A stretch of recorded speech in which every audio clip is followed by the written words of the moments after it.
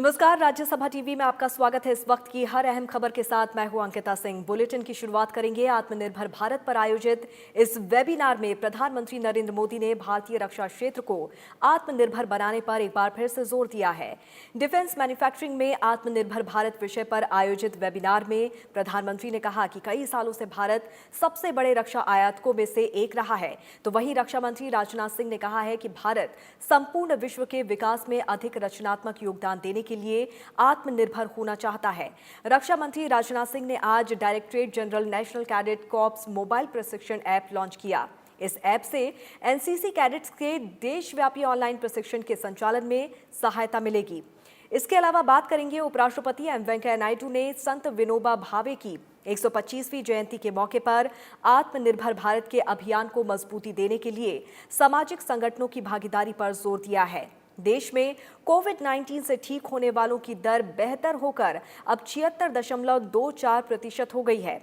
वहीं देश में पिछले 24 घंटे में कोविड-19 के रिकॉर्ड 75,000 से ज्यादा नए मरीज मिले हैं, जिसके बाद कोरोना के कुल संक्रमितों की संख्या 33 लाख के पार पहुंच गई है। इन तमाम खबरों के अलावा देश दुनिया की हर खबर पर रहेगी नजर। शुरुआत करते हैं बुलेटिन की।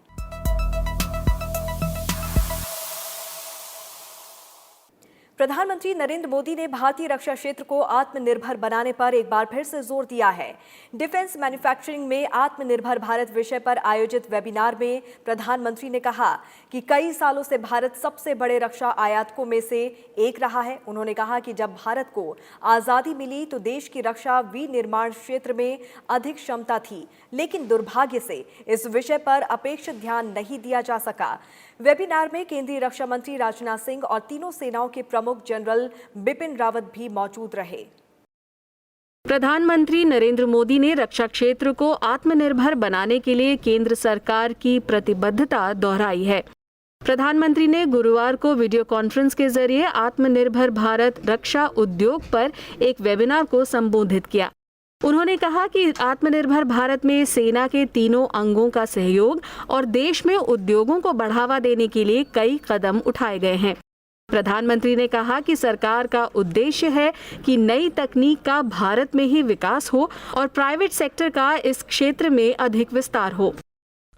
लाइसेंसिंग प्रक्रिया में सुधार, लेवल प्लेइंग फील्ड की तैयारी, एक्सपोर्ट की प्रक्रिया का सरलीकरण, ऑफसेट के प्रावधानों में सुधार, ऐसे अनेक कदम उठाए गए हैं। वेबिनार में रक्षा उत्पादन से जुड़े सभी लोगों की उपस्थिति पर प्रधानमंत्री ने खुशी जताई। उन्होंने कहा कि ये सामूहिक मंथन बहुत उपयोगी साबित होगा। संबोधन के दौरान प्रधानमंत्री ने तीनों सेनाओं के नेतृत्व के लिए सीडीएस के पद का गठन रक्षा क्षेत्र के लिए महत्वपूर्ण बताया। प्रधानमंत्री ने ये भी कहा कि रक्षा क्षेत्र में एक नई मानसिकता का जन्म हुआ है। साथियों, मेरा मानना है कि इन कदमों से भी अधिक महत्वपूर्ण है रक्षा क्षेत्र में देश में एक नई मानसिकता हम सब अनुभव कर रहे हैं। एक नई मानसिकता का जन्म हुआ है। आधुनिक और आत्मनिर्भर भारत के निर्माण के लिए रक्षा क्षेत्र में आत्मविश्वास की भावना अनिवार्य है। पहली बार इस सेक्टर में 74% तक एफडीआई ऑटोमेटिक रूट से आने का रास्ता खोला जा रहा है। यह नए भारत के आत्मविश्वास का परिणाम है। प्रधानमंत्री नरेंद्र मोदी ने 12 मई को राष्ट्र के नाम अपने संबोधन में 5 स्तंभों के आधार पर आत्मनिर्भर भारत के लिए आह्वान किया था। इनमें अर्थव्यवस्था, बुनियादी ढांचा, व्यवस्था, जनसांख्यिकी और मांग शामिल हैं। इस मौके पर प्रधानमंत्री ने खुद पर आश्रित भारत के निर्माण के लिए आत्मनिर्भर भारत के लिए एक विशेष आर्थिक पैकेज की भी घोषणा की थी। Bureau report, Rajya Sabha TV. आत्मनिर्भर भारत पर आयोजित इस वेबिनार में रक्षा मंत्री राजनाथ सिंह ने कहा कि भारत संपूर्ण विश्व के विकास में अधिक रचनात्मक योगदान देने के लिए आत्मनिर्भर होना चाहता है। उन्होंने कहा कि आत्मनिर्भर होना एक राष्ट्रीय आह्वान है, जिसे एक राष्ट्रीय अभियान के रूप में बदलने का भी संकल्प लेना होगा। रक्षा क्षेत्र में आत्मनिर्भरता को बढ़ावा देने के लिए सरकार ने लगातार कई नीतिगत सुधार किए हैं। इनमें ऑर्डिनेंस फैक्ट्री बोर्ड का कॉर्पोरेटाइजेशन, उत्तर प्रदेश तमिलनाडु में 2 डिफेंस कॉरिडोर की स्थापना, ऑटोमेटिक रूट के जरिए 74% FDI की अनुमति देना शामिल है। राजनाथ सिंह ने कहा कि रक्षा मंत्रालय ने रक्षा उत्पादन के स्वदेशीकरण को बढ़ावा देने के लिए 101 वस्तुओं पर आयात प्रतिबंध की सूची तैयार की है। उन्होंने कहा कि ये सूची एक ऐसी प्रक्रिया की शुरुआत है जिसमें रक्षा उद्योग को बदल देने की पूरी क्षमता है। क्वेश्चन आंसर सेशन में कई ऐसे पॉइंट्स मिले जो आने वाले समय में पॉलिसी मेकिंग और डिफेंस सेक्टर में इंडिजिनस मैन्युफैक्चरिंग के लिहाज से मैं मानता हूं कि ये बहुत ही महत्वपूर्ण होंगी। और इसमें कहीं कोई संदेह नहीं है प्रधानमंत्री जी कि हम सब मिलकर न केवल मेक इन इंडिया के लक्ष्य को पूर्ण रूप से प्राप्त करेंगे, बल्कि मेक फॉर वर्ल्ड के सपने को भी साकार करेंगे। वेबिनार में शामिल CDS जनरल बिपिन रावत ने कहा कि हमारे पास स्वदेशी हाई एंड वेपन सिस्टम बनाने के साधन हैं, क्षमता है और इच्छा शक्ति है। उन्होंने ये भी कहा कि सशस्त्र सेनाएं आत्मनिर्भर भारत को समर्थन देने के लिए दृढ़ हैं। The government initiatives are intended for active participation of the private sector, foster innovation and competition, encourage collaborations, boost manufacturing, strengthen infrastructure and enable ease of doing business.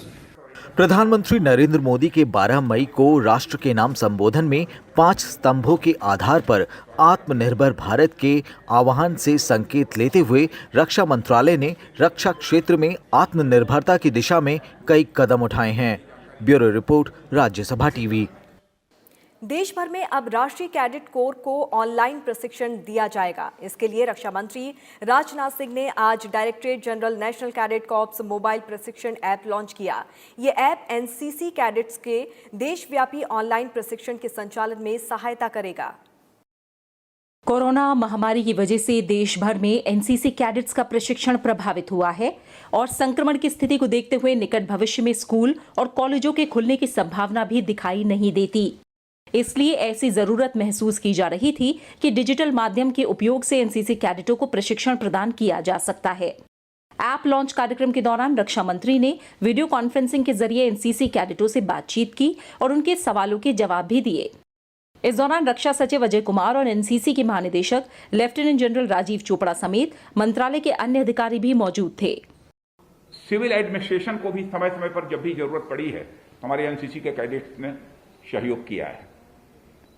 और यह सेकेंड डिफेंस लाइन जो हमारी NCC बोली जाती है, NCC के हमारे cadets, यानी 65 और 71 की जो वार हुई है, उस वार में भी सेकंड लाइन में रहकर जो एक भूमिका निभानी चाहिए, वो हमारे एनसीसी के कैडेट्स ने निभाई है। राजनाथ सिंह ने 1 लाख से अधिक एनसीसी कैडेटों के योगदान की सराहना की, जिन्होंने महामारी के खिलाफ लड़ाई में विभिन्न दायित्वों के निर्वहन के जरिए अग्रिम पंक्ति के कोरोना योद्धाओं की सहायता की। इस ऐप को एक प्रश्न विकल्प शामिल करने के द्वारा परस्पर संवाद मूलक बनाया गया है।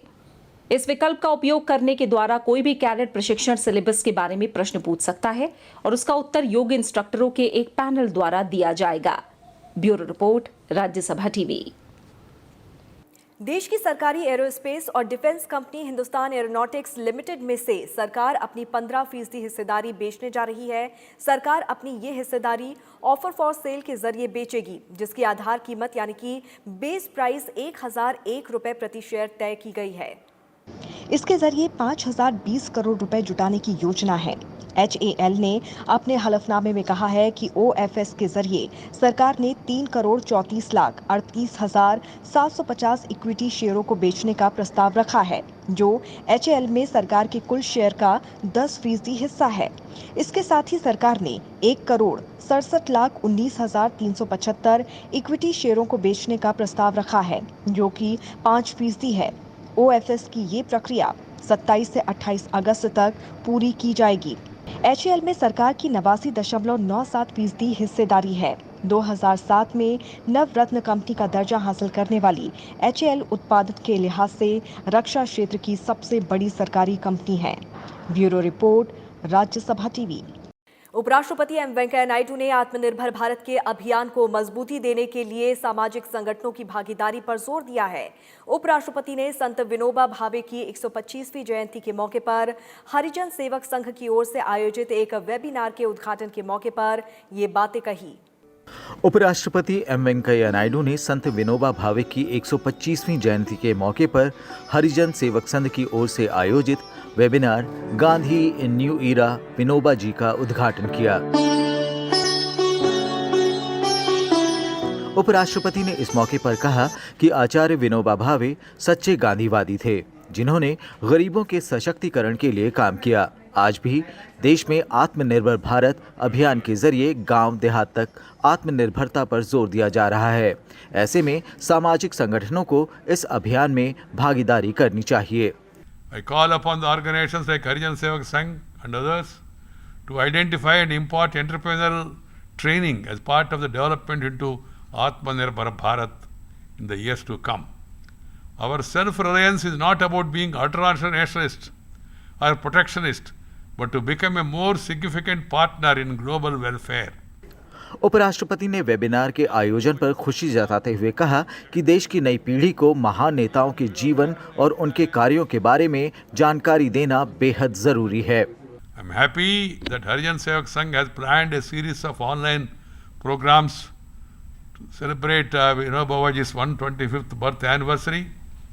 It is essential to educate the youngsters, the present generation, about the life and works of great leaders and about the necessity of Sarvodaya and Antyodaya approach for social unity and economic equity. उपराष्ट्रपति ने कहा कि गांधी जी और विनोबा भावे ने ये दिखा दिया कि जनता की सक्रिय भागीदारी से समाज में स्थायी और सकारात्मक बदलाव लाए जा सकते हैं। Like Gandhi ji, Vinoba Bhavaji also brought about the change without coercion, without violence. Both have demonstrated that positive lasting changes are possible with people's active participation. This is a lesson for all of us. 11 सितंबर 1895 को गुजरात के गाहोदे में जन्मे संत विनोबा भावे महात्मा गांधी के अनुयायी, समाज सुधारक और भूदान यज्ञ आंदोलन के संस्थापक थे। उनकी पूरी जिंदगी साधु सन्यासियों जैसी रही और इसी वजह से वो एक संत के तौर पर प्रख्यात हुए। राष्ट्रपिता महात्मा गांधी के परम शिष्य जंग आज़ादी के इस योद्धा ने वेद, वेदांत, गीता, रामायण, कुरान, बाइबल समेत अनेक धार्मिक ग्रंथों का गहन अध्ययन किया। उन्हें 1958 में प्रथम रोमन मैग्सेसे अवार्ड से सम्मानित किया गया और मरणोपरांत 1983 में देश के सर्वोच्च नागरिक सम्मान भारत रत्न से सम्मानित किया गया। नव विक्रम सिंह, राज्यसभा टीवी। भारतीय रेल अपनी ऊर्जा संबंधी जरूरतों के मामले में 100% आत्मनिर्भरता की रणनीति पर काम कर रही है। सौर ऊर्जा का विराट लक्ष्य हासिल करने के लिए विभिन्न हितधारकों के साथ रेल मंत्री पीयूष गोयल की अध्यक्षता में आज व्यापक संवाद हुआ। इसमें रेल पटरियों के साथ साथ सौर ऊर्जा परियोजनाओं को साकार करना, 20 GW मेगावाट की अपारंपरिक ऊर्जा लक्ष्य हासिल करने और 2030 तक जीरो कार्बन उत्सर्जन जैसे महत्वाकांक्षी योजनाओं पर चर्चा हुई। प्रधानमंत्री नरेंद्र मोदी के निर्देश पर रेलवे सौर ऊर्जा क्षेत्र में व्यापक योजनाएं तैयार कर रहा है। योजना ये भी है कि रेलवे राष्ट्रीय सौर मिशन को भी अपनी क्षमता से मदद करे। बीना में 1.7 मेगावाट की क्षमता की एक पायलट परियोजना जमीन पर उतर चुकी है और कई दूसरी परियोजनाएं प्रगति पर हैं। रेल लाइनों के 2023 तक 100% विद्युतीकरण के बाद रेलवे की ऊर्जा खपत 2030 तक मौजूदा 21 बिलियन यूनिट से बढ़कर 33 बिलियन यूनिट्स हो जाएगी। इसे ध्यान में रखकर कई पक्षों पर काम चालू है। केंद्रीय शिक्षा मंत्री डॉक्टर रमेश पोखरियाल निशंक ने गुरुवार को कहा कि बच्चों को मातृभाषा में शिक्षा देने से न केवल देश का विकास होगा बल्कि संविधान की 8वीं अनुसूची में शामिल 22 भारतीय भाषाओं का संरक्षण भी होगा। उन्होंने कहा कि देश में किसी पर कोई भाषा थोपी नहीं जाएगी, लेकिन प्रारंभिक शिक्षा मातृभाषा में देने के लिए राज्यों को पूरी तरह छूट है। केंद्रीय शिक्षा मंत्री डॉक्टर रमेश पोखरियाल निशंक ने नई राष्ट्रीय शिक्षा नीति 2020 पर आयोजित शिक्षा संवाद भारत को वैश्विक ज्ञान का महाशक्ति बनाने का लक्ष्य कार्यक्रम में बतौर मुख्य अतिथि कहा कि नई राष्ट्रीय शिक्षा नीति कुछ चंद लोगों की राय पर नहीं बनाई गई है, बल्कि इसको तैयार करने में गांव के लोगों से लेकर प्रधानमंत्री तक और शिक्षाविदों से लेकर समाज के सभी वर्गों के लोगों की राय ली गई है। इसके साथ ही इसमें 33 करोड़ विद्यार्थियों और उनके अभिभावकों की राय को भी शामिल किया गया है। 1,09,00,000 से भी अधिक अध्यापकों, शिक्षकों और शिक्षाविदों का इसमें परामर्श जुड़ा हुआ है और जो 33 करोड़ छात्र छात्राएं हैं इस देश में, जो अमेरिका की जनसंख्या से भी ज्यादा इनका फलक है, उन 33 करोड़ छात्रों से भी संवाद और उनके अभिभावकों से भी सीधा संवाद से निकली ये शिक्षा नीति है। और इतना ही नहीं, तो फिर भी ये कहा गया यदि किसी कोने पर कोई कोर कसर वैज्ञानिक, शिक्षाविद, विचारक, शिक्षक, शिक्षाविद, एनजीओज, राजनीतिक लोग, सामाजिक क्षेत्र के लोग, यदि किसी के मन में किसी कोने पर कहीं किंतु परंतु हो रहा है, तो उसके बाद इस पॉलिसी को हमने पब्लिक डोमेन में डाला। शिक्षा संवाद कार्यक्रम नई राष्ट्रीय शिक्षा नीति पर विचार विमर्श करने के लिए ज्वाइंट एसोसिएशन ऑफ कॉलेजेस यानी कि जैक और education promotion society for India यानी कि EPSI द्वारा संयुक्त रूप से शिक्षा संवाद का आयोजन किया गया। वीडियो कॉन्फ्रेंसिंग के जरिए आयोजित इस कार्यक्रम से देश के लाखों छात्र और हजारों शिक्षाविद भी जुड़े। Bureau report, Rajya Sabha TV. कोविड-19 के बाद अर्थव्यवस्था में निवेश के मुद्दे पर संसद की वाणिज्य संबंधी स्थायी समिति ने आज चौथी बैठक की। इस दौरान समिति के सदस्यों ने भारी उद्योग से जुड़े तमाम पहलुओं को जाना और समझा। कोविड-19 के बाद अर्थव्यवस्था, स्वास्थ्य क्षेत्र और दूसरी चुनौतियों को लेकर संसद की विभाग संबंधी समितियां अपने दायरे में पड़ताल कर रही हैं। राज्यसभा के तहत आने वाली गृह कार्य, विज्ञान और प्रौद्योगिकी समिति, स्वास्थ्य और परिवार कल्याण संबंधी समिति अलग अलग पहलुओं पर पड़ताल कर रही हैं। लेकिन संसद की वाणिज्य संबंधी समिति की पड़ताल इनमें सबसे व्यापक है। वी विजयसाई रेड्डी की अध्यक्षता वाली इस समिति के समक्ष भारी उद्योग विभाग के सचिव अरुण गोयल और विभाग के अधिकारियों ने गुरुवार को प्रस्तुति दी। भावी परिदृश्य को लेकर सांसदों ने अधिकारियों से सवाल जवाब भी किए। बैठक के दौरान समिति ने भारी उद्योग और सार्वजनिक उपक्रमों की तैयारियों और भावी योजनाओं पर मंथन किया। इस विषय पर समिति की ये चौथी बैठक थी, जिसमें 14 सांसदों ने भाग लिया। इससे पहले समिति ने बुधवार को automotive component manufacturers association of India और society of Indian automobile manufacturers के प्रतिनिधियों से चर्चा की थी। समिति विभिन्न पक्षों से गहन विचार के बाद अपनी अपनी सिफारिशें सरकार को देगी। अरविंद कुमार सिंह, राज्यसभा टीवी। उत्तर प्रदेश की एक राज्यसभा सीट पर होने वाले उपचुनाव के लिए बीजेपी ने सैयद जफर इस्लाम को अपना उम्मीदवार बनाया है। जफर इस्लाम बीजेपी के राष्ट्रीय प्रवक्ता हैं। उपचुनाव के लिए 1 सितंबर तक नामांकन दाखिल किया जा सकेगा। नामांकन पत्रों की जांच 2 सितंबर को होगी और 4 सितंबर तक नाम वापस लिए जा सकेंगे। इसके बाद जरूरत पड़ने पर 11 सितंबर को मतदान सुबह 9 बजे से शाम 4 बजे तक होगा और मतगणना शाम 5 बजे से होगी। हालांकि उत्तर प्रदेश विधानसभा में बीजेपी सदस्यों की संख्या को देखते हुए जफर इस्लाम की जीत तय मानी जा रही है। उत्तर प्रदेश से राज्यसभा सदस्य अमर सिंह के निधन के बाद ये सीट खाली हुई है। उनका कार्यकाल जुलाई 2022 तक था। Bureau report, Rajya Sabha TV. और बुलेटिन में अब बात करेंगे कोरोना अपडेट की। देश में पिछले 24 घंटे में कोविड-19 के रिकॉर्ड 75,000 से ज्यादा नए मरीज मिले हैं, जिसके बाद कोरोना कुल संक्रमितों की संख्या 33 लाख के पार पहुंच गई है। वहीं अब तक वायरस से मुक्त हो चुके लोगों की संख्या 25 लाख के पार हो चुकी है और स्वस्थ होने की दर 76.24% दर्ज की गई है। देश में अब तक कोरोना से 60,000 से ज्यादा लोगों की मौत हुई है। कोविड-19 रोगियों की मृत्यु दर भी घटकर 1.83% हो गई है। केंद्रीय स्वास्थ्य मंत्रालय की ओर से जारी आंकड़ों के मुताबिक पिछले 24 घंटे में देश में 75,760 नए केस आए हैं। अब तक देश में 33,10,000 से ज्यादा कोरोना के मामले सामने आ चुके हैं। वहीं बीते एक दिन में 56,000 से अधिक मरीज ठीक हुए हैं। अब तक 25,23,000 से अधिक मरीज ठीक हो चुके हैं। वहीं 7,25,000 से ज्यादा सक्रिय मामले हैं। कोरोना से पिछले 24 घंटे में 1,023 लोगों की मौत हुई है, जिसके बाद इस बीमारी से मरने वालों की संख्या 60,000 के पार हो गई है। देश में कोरोना से मरने वालों की दर 1.83% है। बुधवार को देश ने 9,25,000 कोरोना के टेस्ट किए गए। अब तक 3,85,00,000 से अधिक टेस्ट किए जा चुके हैं। देश में 25 लाख से ज्यादा लोग कोरोना से जंग जीत चुके हैं। पिछले 3 महीने में रिकवरी रेट में 28% से अधिक का इजाफा हुआ है। मई में करीब 83,000 लोग कोरोना का इलाज कराकर ठीक हो चुके थे। उस वक्त रिकवरी रेट 48.19% था। जून में कोरोना को मात देने वालों की संख्या 2.5 लाख से अधिक रही और रिकवरी रेट 60% तक पहुंच गया। जुलाई में करीब 7.5 लाख लोग कोरोना वायरस से मुक्त हुए, जबकि अगस्त में अब तक 14 लाख से अधिक लोग कोरोना को मात दे चुके हैं। देश में कोरोना के मामले बढ़ने के साथ ही इस वायरस से संक्रमित होने वाले लोगों की मौत का आंकड़ा भी बढ़ा है, लेकिन मृत्यु दर में लगातार कमी दर्ज की जा रही है। आंकड़ों पर नजर डालें तो देश में कोरोना से पहली मौत से 10,000 लोगों की मौत होने तक 96 दिन का समय लगा था। उस वक्त मृत्यु दर 3.4% थी, लेकिन इसके बाद कोरोना से मरने वालों की संख्या में तेजी आई। 20 दिन में और 10,000 लोगों की जान इस खतरनाक वायरस की वजह से चली गई। 20 से 30,000 का आंकड़ा पहुंचने में 17 दिन का समय लगा, लेकिन मृत्यु दर 2.4% पर आ गई। इसके बाद अगले 34 दिन में और 30,000 लोगों की मौत कोरोना वायरस से हो गई। 167 दिन में 60,000 से अधिक लोगों की जान इस वायरस की वजह से जा चुकी है। Bureau report, Rajya Sabha TV.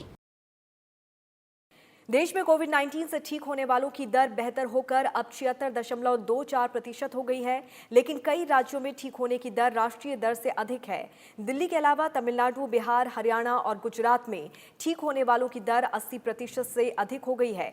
बीते 24 घंटे में महाराष्ट्र, आंध्र प्रदेश, कर्नाटक, तमिलनाडु और उत्तर प्रदेश में सबसे ज्यादा कोरोना के नए मामले सामने आए हैं।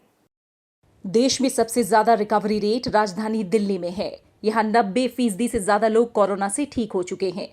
इसके बाद तमिलनाडु है, जहां रिकवरी रेट 85% है। बिहार में रिकवरी 83% से अधिक है। दमन और दीव और दादरा और नगर हवेली में 82% से अधिक। हरियाणा में 82% से ज्यादा और गुजरात में 80% से अधिक रिकवरी रेट है। पिछले 24 घंटे में सबसे अधिक मामले महाराष्ट्र में सामने आए हैं। यहाँ 14,000 से अधिक कोरोना संक्रमितों की पहचान हुई है।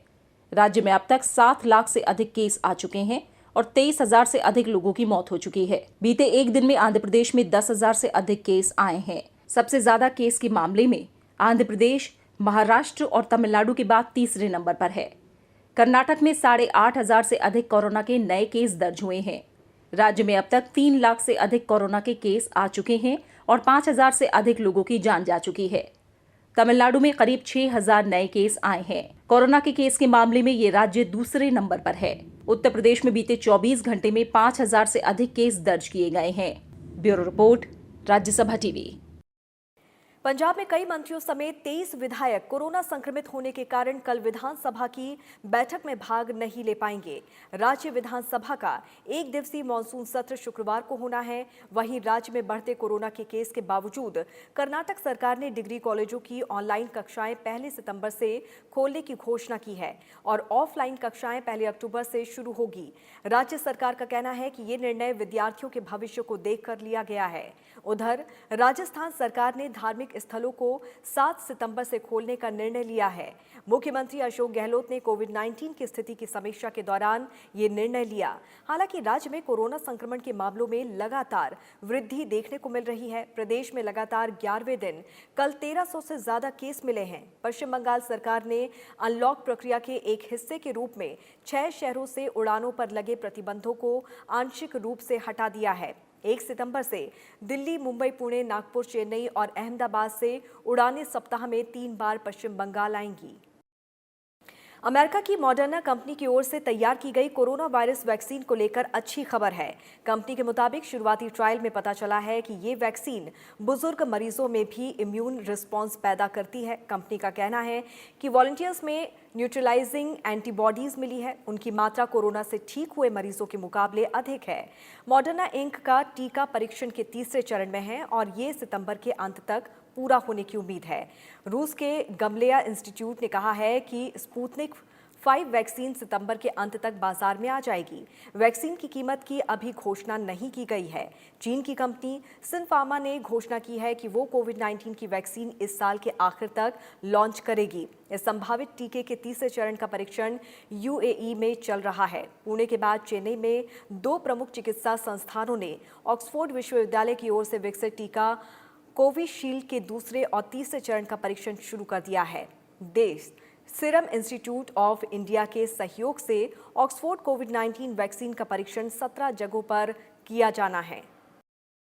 करतारपुर कॉरिडोर के जरिए श्री करतारपुर साहिब के दर्शन के लिए भारत की ओर से की गई पहल के बाद अब पाकिस्तान सरकार भी पुल के काम को शुरू करने में दिलचस्पी दिखा रही है। इसी सिलसिले में पाकिस्तान से 4 इंजीनियर्स का दल भारतीय इंजीनियर्स के साथ भारत में बने पुल के हिस्से का संयुक्त सर्वेक्षण कर रहा है। करतारपुर कॉरिडोर के पाकिस्तान की तरफ बनाए जाने वाले पुल के निर्माण को लेकर भारत और पाकिस्तान के अधिकारी गुरुवार को बैठक के लिए पहुंचे। डेरा बाबा नामक स्थित भारत पाकिस्तान 0 लाइन पर यह बैठक हुई। पाकिस्तान की ओर से बैठक में 4 सदस्यीय दल शामिल हुआ। अधिकारियों ने पुल का संयुक्त सर्वेक्षण भी किया।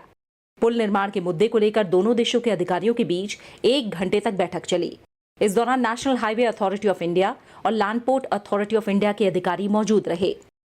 श्री करतारपुर साहिब कॉरिडोर के लिए डेरा बाबा नानक के पास 0 लाइन पर 360 मीटर लंबा एक पुल बनाया जाना है। भारत ने अपनी सीमा में बनने वाला 100 मीटर का पुल श्री करतारपुर कॉरिडोर के उद्घाटन से 2 सप्ताह पहले अक्टूबर 2019 में ही बना लिया था। वहीं पाकिस्तान की तरफ से 260 मीटर का पुल बनाया जाना है। पाकिस्तान स्थित गुरुद्वारा श्री करतारपुर साहिब जाने के लिए भारत पाकिस्तान सीमा पर 0 लाइन पर बनने वाले इस पुल के निर्माण से श्रद्धालुओं को काफी लाभ होगा। करतारपुर साहिब पाकिस्तान में रावी नदी के तट पर भारत के गुरदासपुर जिला स्थित डेरा बाबा नानक श्राइन से करीब 4.5 किलोमीटर दूर है। मान्यताओं के मुताबिक सिख धर्म के संस्थापक गुरु नानक जी ने अपनी जिंदगी के आखिरी 18 साल यहीं गुजारे थे। Bureau report, Rajya Sabha TV. America और चीन के बीच चल रहे व्यापार युद्ध में एक नया आयाम जुड़ गया है। अमेरिका ने आज से चीन के उन सभी लोगों के वीजा पर प्रतिबंध लगा दिया है जो किसी भी तरह से दक्षिण चीन सागर में निर्माण या सैनिक व्यवस्था में शामिल हैं। इनके परिवार के नजदीकी लोगों पर भी इस तरह का वीजा प्रतिबंध लगाया जा सकता है। अमेरिकी विदेश मंत्री माइक पोम्पियो ने बुधवार को इसकी औपचारिक घोषणा की। अमेरिकी वाणिज्य मंत्रालय ने भी अलग से चीन की 24 सरकारी कंपनियों पर प्रतिबंध लगा दिया है। इसमें चीन की CCCC यानी चाइना कम्युनिकेशंस कंस्ट्रक्शन कंपनी और उससे जुड़ी सभी कंपनियां शामिल हैं। CCCC चीन की वन बेल्ट वन रोड में भी शामिल है। अमेरिका ने आरोप लगाया कि ये कंपनियां दक्षिण चीन सागर में आर्टिफिशियल द्वीप बनाकर उसके सैन्य अड्डा बनाने में सहायता करती है। अमेरिकी खुफिया एजेंसियों का आरोप है कि इन कंपनियों में चीनी जासूस काम करते हैं और ये देश की सुरक्षा के लिए खतरा साबित हो रही हैं। अंतर्राष्ट्रीय जल क्षेत्र में द्वीपों के निर्माण को लेकर चीन की कई बार आलोचना भी हो चुकी है। Beijing's self-serving behavior, however, is not isolated to just the Indo-Pacific region. Increasingly, our like-minded partners around the world are experiencing the CCP's systematic rule-breaking behavior, debt-backed economic coercion, and other malign activities meant to undermine the free and open order that has benefited nations of all sizes, China included. For example, China's illegal, unreported, and unregulated fishing has wrought economic and ecological damage in the Caribbean and Latin America, in Africa, in the Pacific Islands, and beyond. Further, Beijing has failed to uphold its obligations under the World Trade Organization and hampered global efforts to control the coronavirus pandemic due to its lack of transparency with the World Health Organization. अमेरिकी विदेश मंत्री Mike Pompeo ने यह भी कहा कि चीन को किसी भी हालत में CCCC को अपने विस्तारवादी नीतियों को बढ़ाने की इजाजत नहीं देनी चाहिए। अमेरिका तब तक इस तरह की सख्ती जारी रखेगा और अपने मित्र देशों के साथ खड़ा रहेगा जब तक चीन दक्षिण चीन सागर में अपनी गलत हरकतें बंद नहीं करता। अखिलेश सुमन, राज्यसभा टीवी। और इसी के साथ इस बुलेटिन में फिलहाल इतना ही। आप जुड़े रहिए राज्यसभा टीवी के साथ। नमस्कार।